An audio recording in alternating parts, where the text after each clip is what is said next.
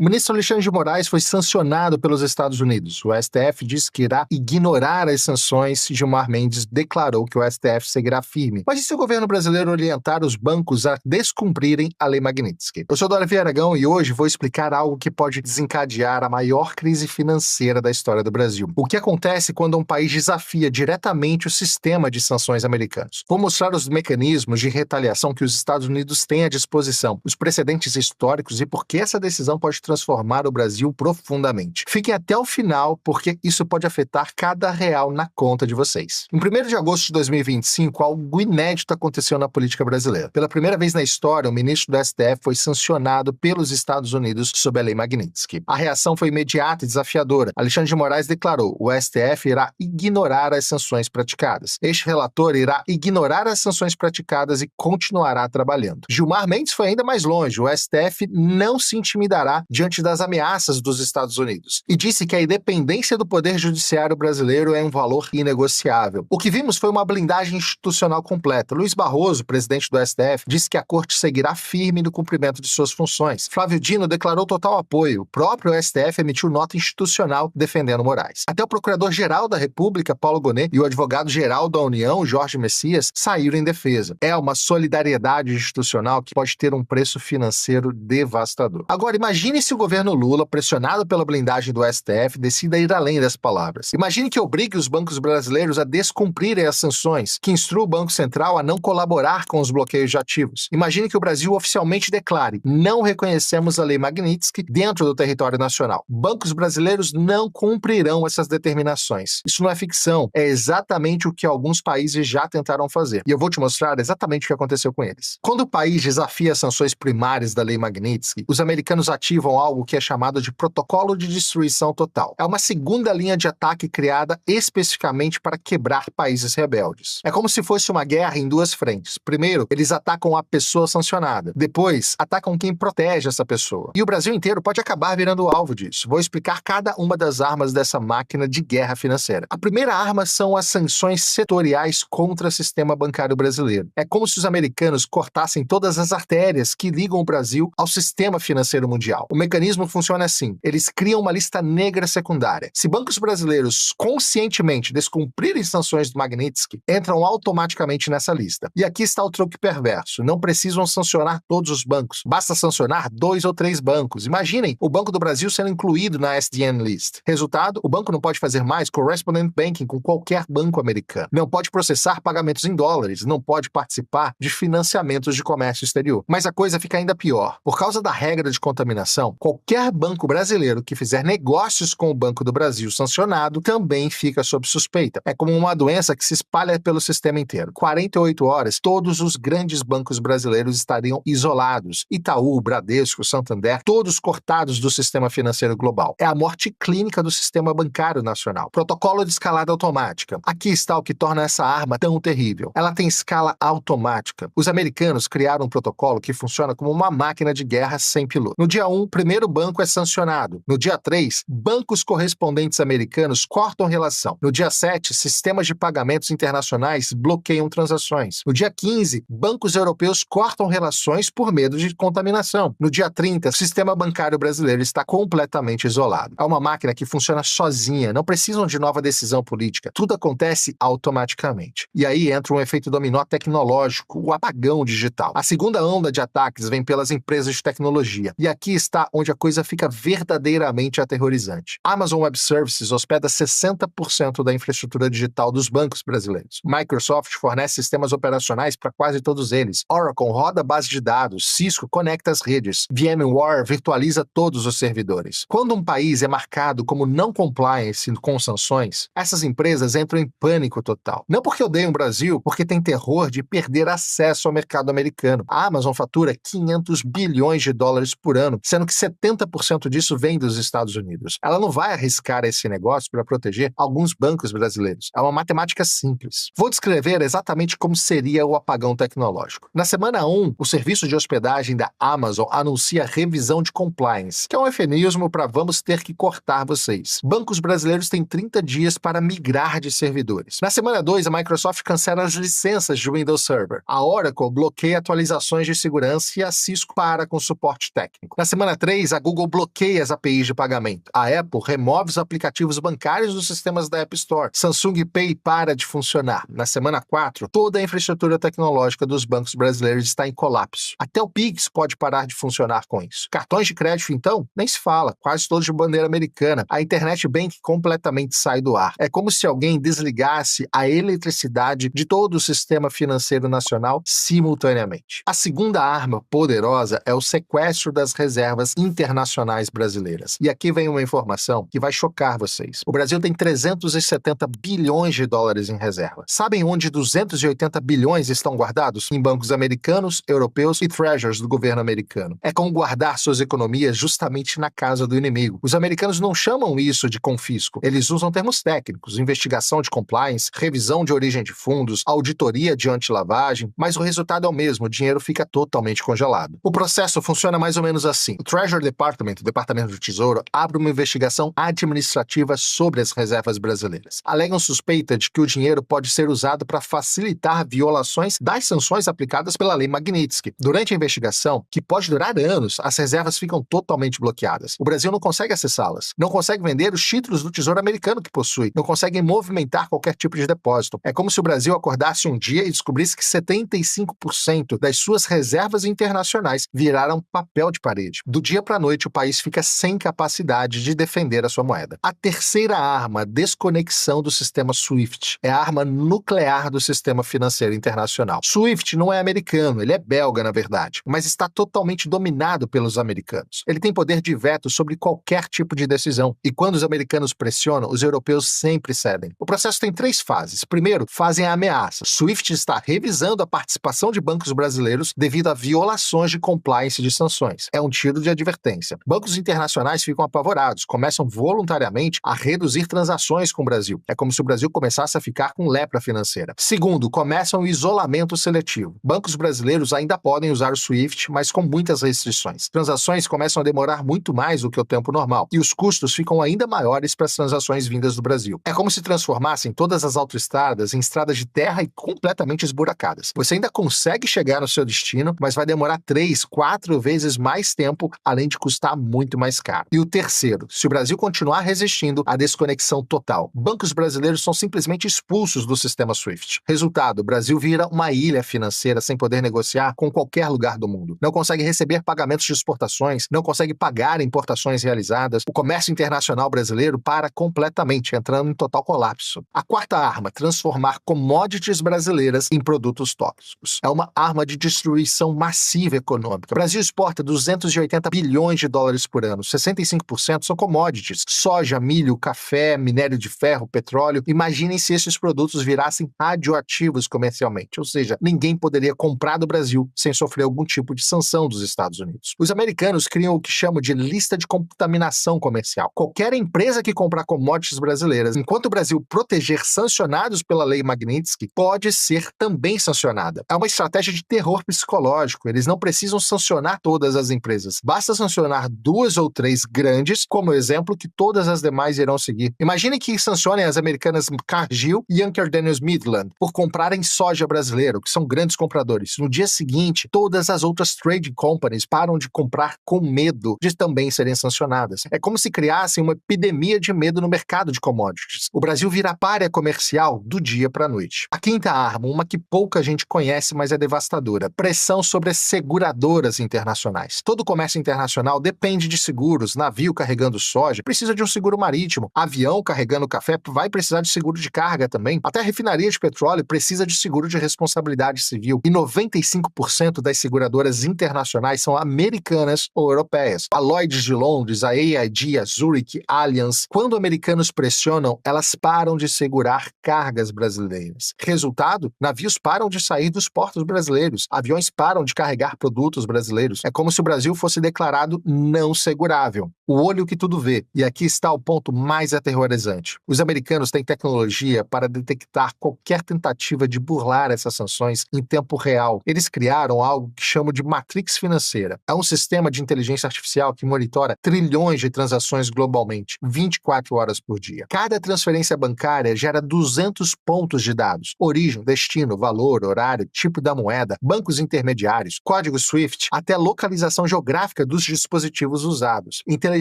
artificial processa esses dados em tempo real. Machine Learning identifica padrões suspeitos. Se você transferir dinheiro para alguém sancionado usando um banco intermediário lá em Singapura, eles detectam em apenas 30 segundos. Mas vai além da tecnologia. Eles criaram uma rede de informantes digitais. Exchanges de criptomoedas, por exemplo, reportam transações suspeitas. Fintechs vão compartilhar dados de compliance e até empresas de cartão de crédito também viram espiões. É como se cada transação financeira no mundo fosse monitorada por um exército de algoritmos e também de delatores digitais. Para entender o poder dessa arma, veja o que fizeram com a Rússia em 2022. Em 72 horas, destruíram a economia russa. No dia 1, sancionaram os bancos russos. No dia 2, cortaram acesso ao SWIFT. No dia 3, congelaram 300 bilhões em reservas do Banco Central Russo. Resultado? O rublo desvalorizou 50% em uma semana. A inflação disparou 20%. O PIB do país contraiu 8% só no primeiro ano. E aqui está o detalhe principal. A Rússia teve 15 anos para se preparar para essas sanções. Criou sistemas alternativos, acumulou ouro, fez parcerias com a China e, mesmo assim, a economia russa foi praticamente devastada. Vou dar exemplos mais detalhados de países que desafiaram o sistema americano. O caso do Irã, a lição de resistência. Entre 2010 e 2018, o Irã tentou resistir às sanções nucleares, criou um sistema bancário alternativo, usou permuta de mercadorias e até criou uma moeda digital própria. Os americanos responderam com sanções secundárias massivas, cortaram qualquer empresa que fizesse negócio com o Irã do sistema financeiro americano. O resultado veio em números. O PIB iraniano caiu 25% em 5 anos. A moeda se desvalorizou 90%. As importações caíram 80%. O país quase entrou em um colapso social. Só em 2018, o Irã capitulou e aceitou negociar um acordo nuclear. Mesmo assim, muitas sanções continuam até hoje. Outro caso da Venezuela, uma morte lenta. Venezuela tentou proteger funcionários sancionados usando bancos privados e empresas estatais. Os americanos escalaram gradualmente. Primeiro sancionaram Maduro, depois ministros, depois toda a PDVSA, que é a principal estatal petroleira da Venezuela, além do Banco Central e finalmente toda a economia venezuelana. O resultado disso é mais do que conhecido, né? O PIB venezuelano caiu 75% em 8 anos. A hiperinflação destruiu a moeda. 7 milhões e meio de venezuelanos deixaram o país, o que é 25% de toda a população. A Venezuela hoje é um cadáver econômico. Hoje produz apenas 10% da sua capacidade, o que antes eram 3 milhões de barris de petróleo por dia, hoje são apenas 300 mil.